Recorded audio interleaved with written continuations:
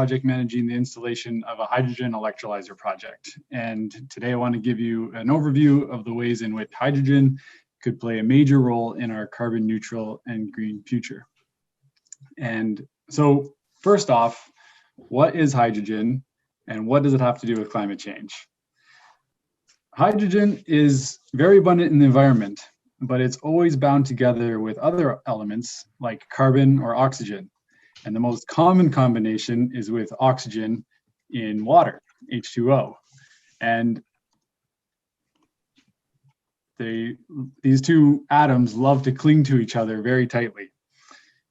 Now, electrolysis, the splitting up of two atoms that yearn to be together. Electricity can be used to drive the hydrogen and the oxygen apart, but they would very much prefer to be reunited. So electrolysis separates hydrogen from oxygen, and now the pure hydrogen can be stored in pressurized form in tanks. So when we refer to hydrogen power, we're actually just referring to the energy stored by having split hydrogen from its larger water molecule in the first place. We're not like creating energy or releasing it somehow. We are simply converting the electricity into stored energy in the form of separated hydrogen. And the device used to perform electrolysis is called an electrolyzer. And an electrolyzer takes the inputs of electricity and water, and pure hydrogen and oxygen come out of it. So now we have our tanks of hydrogen. What can we do with them? One use is similar to that of a battery in an electric car. In an electric car, the battery provides electricity to the motor. But in a hydrogen car, the hydrogen tanks, together with fuel cells, deliver electricity to the motors. So what is a fuel cell, and why do they go hand in hand with hydrogen? Okay, a fuel cell is a device that recombines hydrogen, which was previously created and stored using our electrolyzer, with oxygen from the air to recapture the energy that was previously input in the splitting process.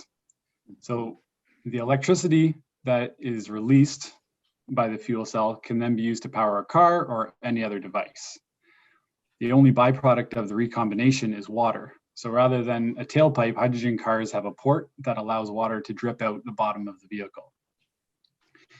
So an electrolyzer uses electricity to split water into hydrogen and oxygen, while a fuel cell recombines both gases to produce electricity.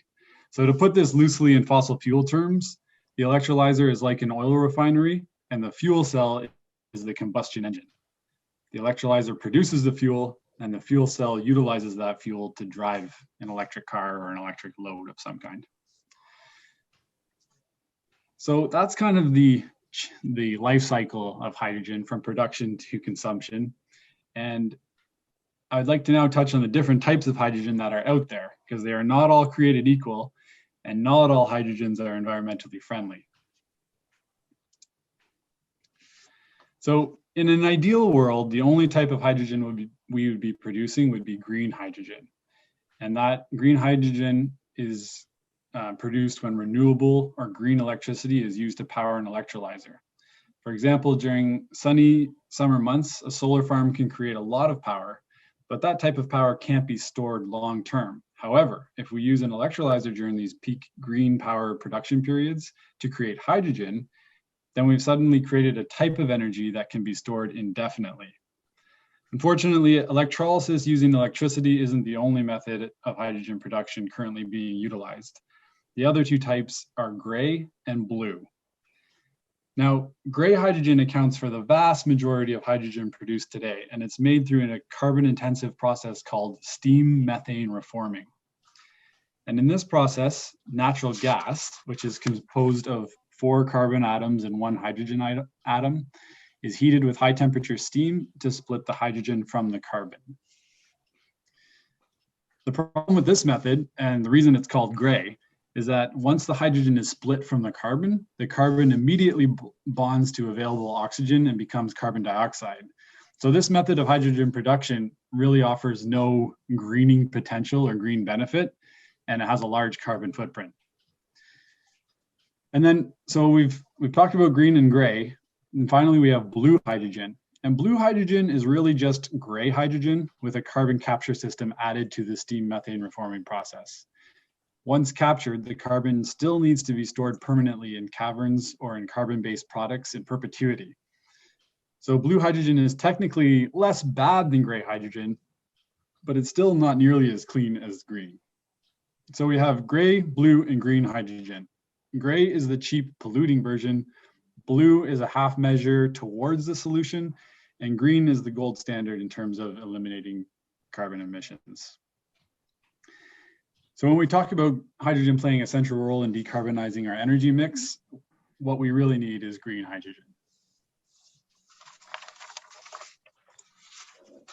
So you're probably wondering why this isn't being done more already, or why this hasn't been pursued in the past. And until recently, gray hydrogen has dominated the industry because it costs only $2 to $3 per kilogram to produce, per kilogram of hydrogen, compared to $11 to $13 per kilogram for green hydrogen. But the main thing that's different, and the main reason that the current sort of hype around hydrogen right now that is different from the previous hype cycles, is that the cost of renewable electricity has started to change and dramatically decrease. And the reason that this makes such a difference is because the cost of making hydrogen is 75%, or green hydrogen is 75% the cost of the electricity to run the electrolyzer, while the remaining 25% is the cost of the electrolyzer equipment itself. So as renewable power becomes cheaper to produce and electrolyzer costs go down with larger scale production, as well as potentially having more intense carbon pricing schemes, green hydrogen for the first time is now having the potential to be as competitive as gray hydrogen. So what are the advantages of hydrogen as a renewable energy source? Well, the single greatest advantage is its flexibility. As I touched on before, hydrogen provides a way to convert green grid electricity into mobile electricity. But unlike electricity, hydrogen can also be burned in heating applications or used directly as an ingredient in fertilizer or other chemicals.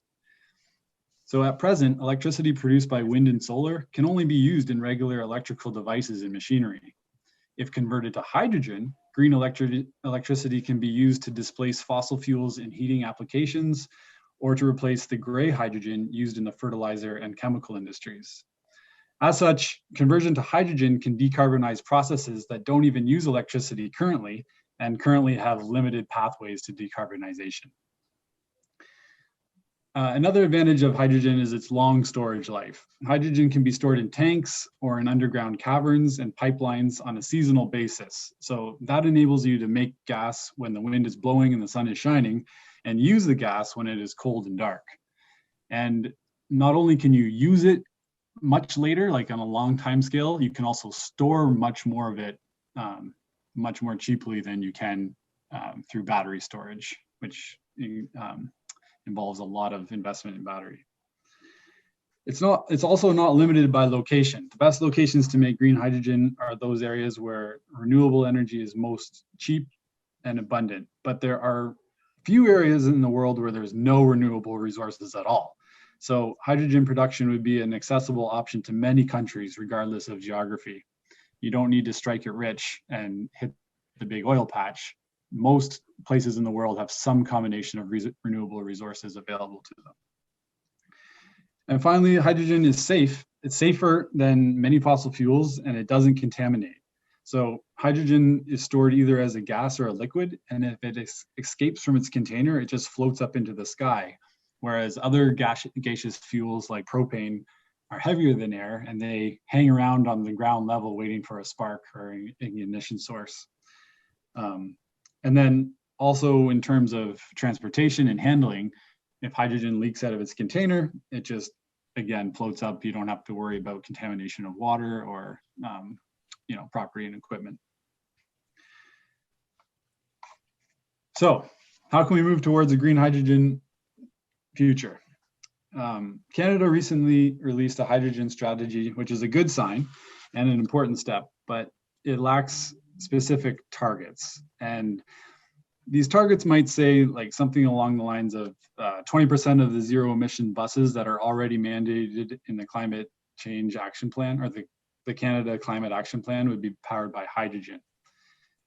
That's just an example of a target, but without concrete targets, reaching these goals become kind of a hypothetical exercise instead of reality. So we're really pleased that Canada has a hydrogen strategy, and we think it shows that there's, you know, momentum and an understanding that if you want to get to net zero, you have to have some sort of hydrogen approach, but there's more work that needs to be done. So other things that governments can do beyond having, or as part of their strategies, is to support marquee demonstration projects in industries that are naturally suited to making the switch from gray to green hydrogen. And some of these marquee demonstration projects would build awareness of and familiarity of hydrogen facilities and offer training opportunities for new workers in the industry. So that's another one of the stumbling blocks for rapid uptake of hydrogen technologies, is that there isn't a whole sort of base of tradespeople who are already trained in it. But a great example of a big demonstration project is already happening in our own county. And I want to talk a little bit now about Bruce Innovates. And Bruce Innovates is actually, coverage of this initiative was how I ended up hearing about Carlsun Energy in the first place and becoming involved myself. So Bruce Innovates is an initiative of a number of sort of big organizations. Bruce Power, in partnership with Bruce County, Saugeen First Nation, and Carlsun Energy, have formed the Bruce Innovates initiative. And the initiative has several goals. First, they want to position Bruce County as a hydrogen center in Canada, and they want to highlight our natural advantages, which are an abundance of wind power and excess nuclear power, with both of which can be used to make hydrogen. We also have the presence of natural caverns, which are ideal for hydrogen storage. And these caverns are basically old natural gas wells, which are now unused. And we're also home to a large nuclear plant, which itself is a large consumer of hydrogen and houses a wide range of engineering expertise for handling gases. Second goal of Bruce Innovates is to develop hydrogen systems for remote communities, with Bruce County as the center of technical training and support. And then finally, the initiative hopes to build foundational projects that offer demonstration and training opportunities. So an initial tangible result, which is in the middle of the feasibility study process at the moment, would be an electrolyzer plant using electricity from our local wind resources, producing hydrogen for use at Bruce Power, where hydrogen technicians could be trained and innovations could be tested. And the hope is to create an education center close to or as part of the site of the Bruce Nuclear Visitor Center. And it really does, this sort of first marquee project really does showcase a lot of the advantages of our area, and could really sort of help position Bruce County as a jurisdiction that's serious about developing the hydrogen industry. So yeah, in short, our area is quite well positioned to become a major player in Canada's hydrogen future, and Bruce County should be commended for their forward thinking on this project. And so right now, my employer, Carlsun Energy, is involved in a project at Canadian Tire's largest distribution center in Bolton, Ontario, which is where I'm coming to you from tonight. It's Canadian Tire has been using fuel cell powered forklifts in their distribution warehouses since 2016, and hydrogen offers a fast recharge and greater uptime and no carbon footprint. And the no carbon footprint is something that Canadian Tire committed to in their sustainability charter, and greening their forklift fleet is one of the ways that they are trying to make good on their commitments in that charter.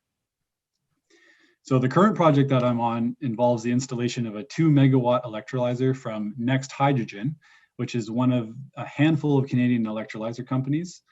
And the 2 megawatts size is considered utility scale. That is large enough to create bulk amounts of hydrogen, for an industrial user as opposed to small amounts for niche applications, which is what electrolyzers have traditionally been used for up to this point.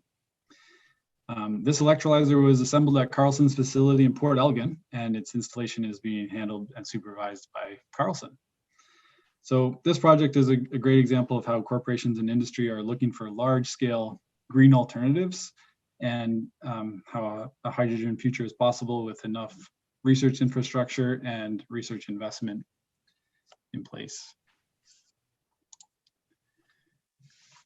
So I know I've thrown a lot at you, and I find that this topic is kind of like something where you end up drinking the Kool-Aid, and then you need to do your own research and sort of get into it to convince yourself. But I do think it's a really exciting space, and the thing that really excites me in particular is that I think we're all familiar with typical conservation and environmental initiatives, turn the lights off, recycle, drive less, insulate your home. But there are certain sticky or difficult to decarbonize sectors of the economy. And those are mobile freight transport, cement plants, glass plants, fertilizer plants. These are humongous industries that use a ton of gray hydrogen, and that really have very little options to decarbonize without hydrogen. So if we want to get to net zero by 2050, hydrogen offers the only real proven out avenue for some of these hard to decarbonize sectors of the economy. So anyway, there's my pitch for you to find out more and do a deeper dive on it. But if you do find it's something you want to support, it'd be great to call your MP and to voice your support for the Canadian hydrogen strategy, because this is something that I don't think a lot of Canadians are aware of. And it's kind of unique, like in North America, there's nothing yet from the States, although that might change soon. But most European countries have put out a fairly ambitious hydrogen strategy, partly as part of the COVID build back. And Canada was a little bit behind that wave, but they still are on the forefront in releasing this sort of fairly early. So to voice support for that strategy and then to push a little bit for specific targets, it would just be a timely time to do that. And then, the work that Bruce County has done, writing a letter of support for that project, the Bruce Innovates project, because it is kind of a unique bit of forward-thinking policy work and sort of out-of-the-box economic development, which really seeks to, solve environmental problems, but bring jobs to the area and, better our community. So it's encouraging to see a sort of lower level government being ambitious in that way. Yeah, and then I know a lot of you are already doing this sort of in your own lifestyles, but just supporting companies that are actively trying to reduce their carbon footprint and investing in green hydrogen, and really taking a leadership role in moving the country forward, because it will take some activists you can't always wait for the government, and it's great to see some large companies just getting ahead on it, and small. So yeah, that's my my whirlwind tour of hydrogen and what I've been up to. And I'll now take your questions. I have a couple of questions, Luke, if that's okay. Yeah.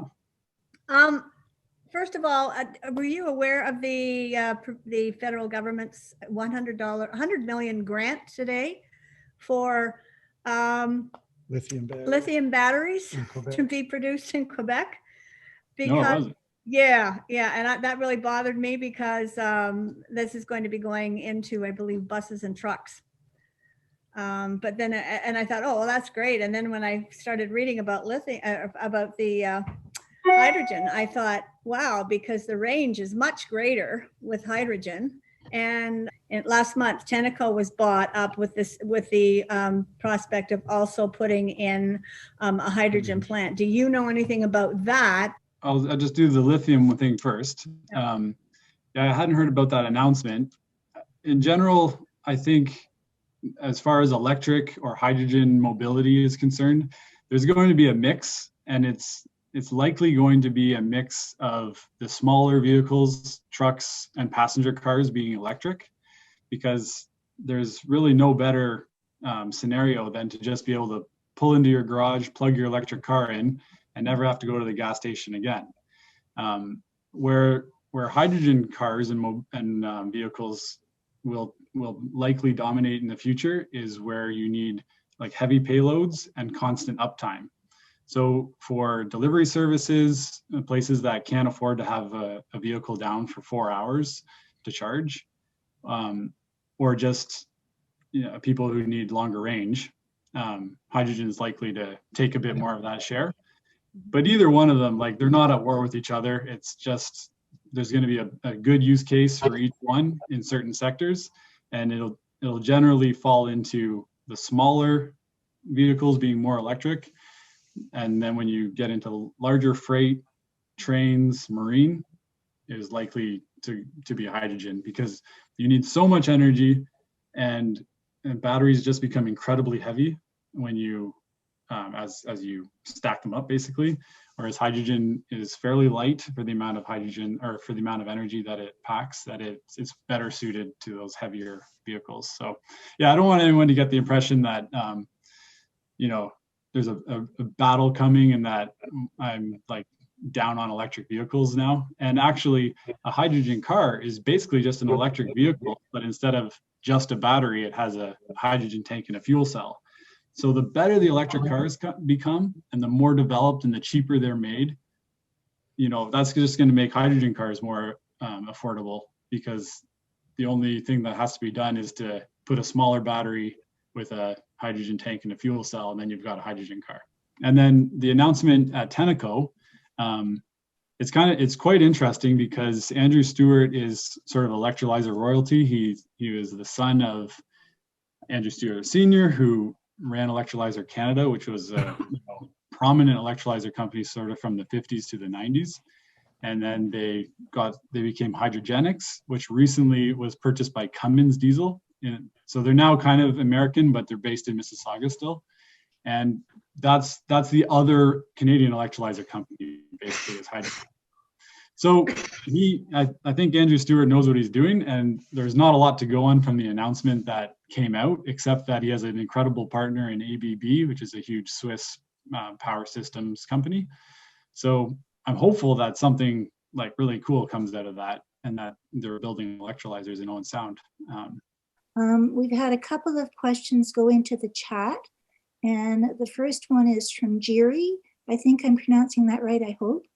And what do you think is the potential for powering homes using this? I think it's going to be a little bit further down the line, because there's sort of an order of low-hanging fruit to be plucked before we get to powering homes. And those lower hanging fruit are sort of big fixed industries where you don't need to build a lot of infrastructure to deliver hydrogen to a lot of different places. So first, it's going to be, heavy transport and big fertilizer plants and cement plants and places that just make a ton of carbon that can be replaced with green hydrogen quickly and in one location. But then looking forward, and one place that's already doing this quite effectively is Japan, because they're kind of an energy, they don't have many natural resources, and they do import hydrogen and natural gas as one of their main energy sources. And the thing about a fuel cell is that when it converts hydrogen to electricity, it also gives off quite a bit of heat.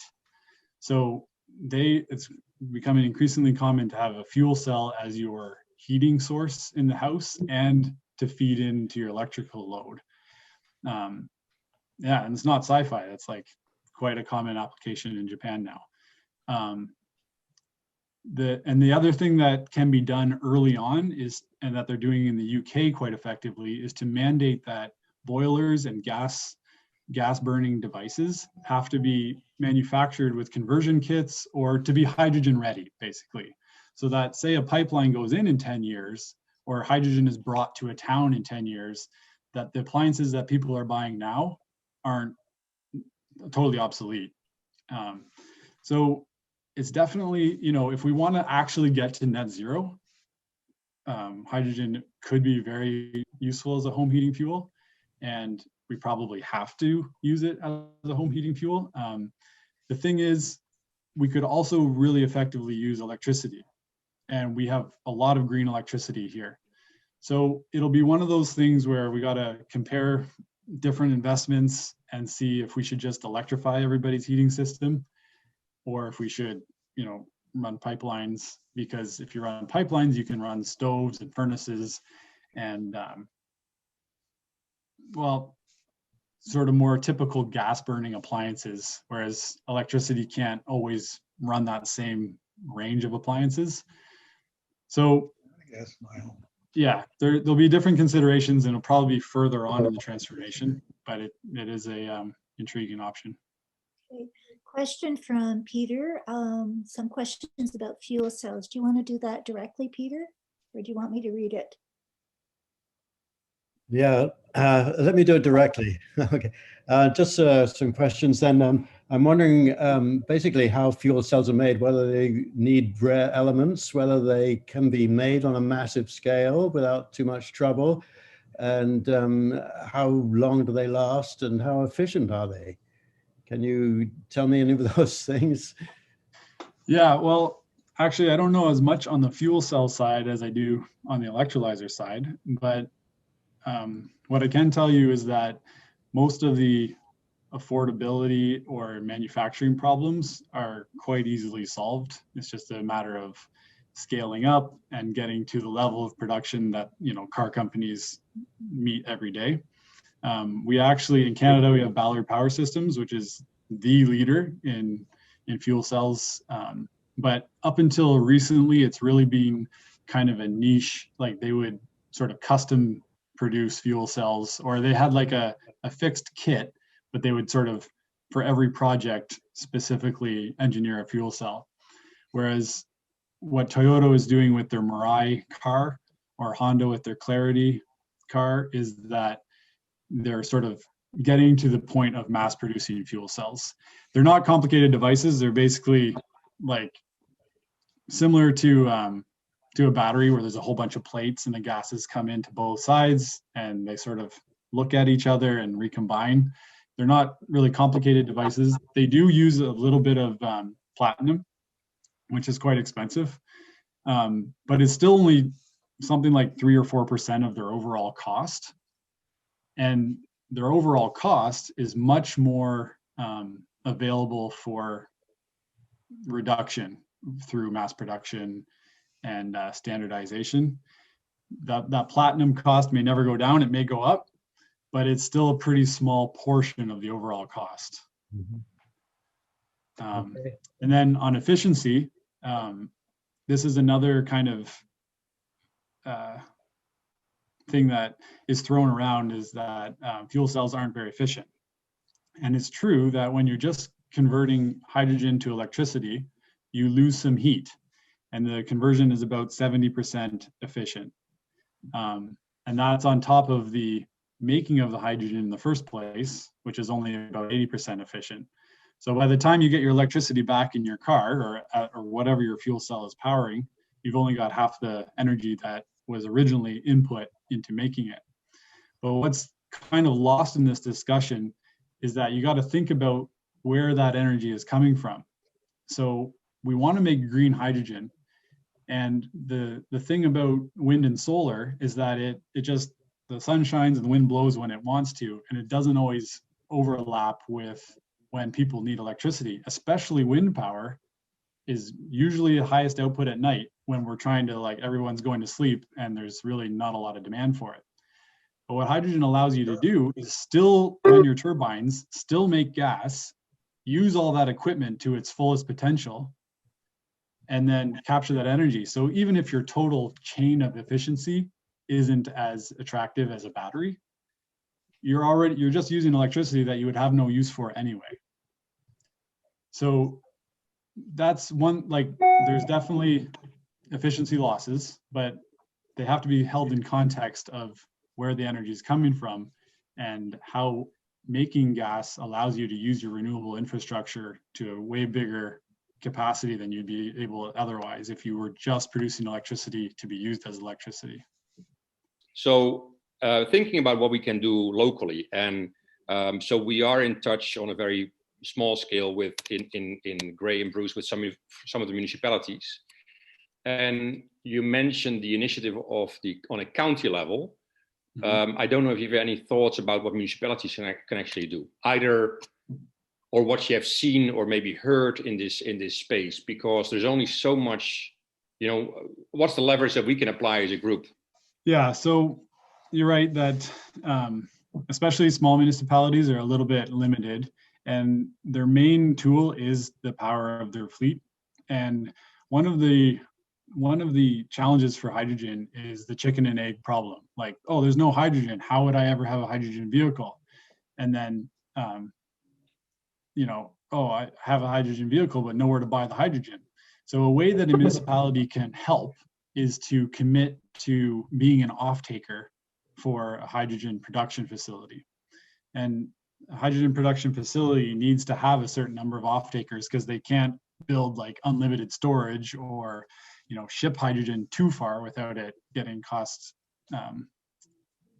prohibitive. So like in the future, if this demonstration plant comes to fruition, local municipalities could commit to being a hydrogen off-taker for that facility, and maybe they accept one tanker truck of hydrogen to their filling station at their central municipal yard, and they've got whatever the number is, 5 trucks that run on it, or 5 just like county vehicles that people drive around in that run on it. And if the local counties can get enough vehicles, we look, some of the project development that my boss and others do, it's usually about 20 like town buses that need to be taking hydrogen off to sort of justify a small electrolyzer plant. So it's some combination of pickup trucks and cars and buses or fleet vehicles that are saying we will receive that much hydrogen every week or whatever. That helps to get past that chicken and egg problem and really like builds visibility, right? Like you put a nice H2 or whatever on those cars and you show your support for this green initiative. And yeah, that's a big way. And I guess just in their power of advocacy to the Federation of Canadian Municipalities, which they seem to have eyes on electric buses and electric charging stations, but hydrogen infrastructure is sort of not really on the radar, I would say, for a lot of advocacy groups. What is the ratio in terms of the amount of energy it takes to break the O's from the H's, and how much, what's the return in terms, it costs kind of energy to break them, and it provides energy by fusing them again? Depends on like how efficient the electrolyzer and the fuel cell is, but you're looking at about 50 to 65% efficiency. So you're losing 35% of the input energy in heat, either during the electrolysis or during the fuel cell. So that's where like we totally cede the low ground to, or the high ground, whatever it is, to small battery operated cars, because they have efficiency of like 80%, right? So we're not as good there. But if there's a use case where you can't use a battery, or there's a case where you can't make fertilizer without making ammonia out of natural gas, which is hugely carbon intensive, then making hydrogen even at 50% efficiency is still attractive because it's your only decarbonization route. Will you be competitive with Enbridge plans for blue hydrogen with gas coming from Alberta? No. And blue hydrogen is a bit of a slippery one because like oil companies really like blue hydrogen because it allows them to do what they've been doing already and just slap a carbon capture plant on the back of their existing dirty hydrogen production plant, and they're making blue hydrogen and they're back in business, so to speak. I don't want to be too down on blue hydrogen either, because the sort of public acceptance of hydrogen and some of these chicken and egg problems may need some blue hydrogen supply to help them get some momentum and get going. And the same thing goes with just politically, you know, a lot of oil workers could be put back to work by making blue hydrogen. And Alberta could get behind climate change action by making blue hydrogen. The risk is that we get stuck on blue hydrogen and never get to green, which is kind of what happened with natural gas. Like we got off of oil for home heating and went to natural gas because it was greener, but it's still hugely carbon intensive. And now we've all converted over to it, and we're kind of stuck on it. So you just want to be careful with blue hydrogen and really advocate for green, but it's going to be a mix, at least in this first transition period. And it may even be helpful, at least at the beginning, just like to get boilers made that are ready for hydrogen, to get cars, and then we can always make it green at any time. I don't know, it's a bit of a slippery one because you don't want to give up too much. And then the thing about blue is that there's only really one large carbon capture facility in Canada, and that's the Quest facility in Alberta. And they've only able to capture 65% of the carbon that's generated, and or that's coming into them. They only are able to sequester 65%, and it's been a huge cost overrun nightmare. And there's even questions as to whether once you capture the carbon, what do you do with it? Like, do you pump that underground? Do you put it into products?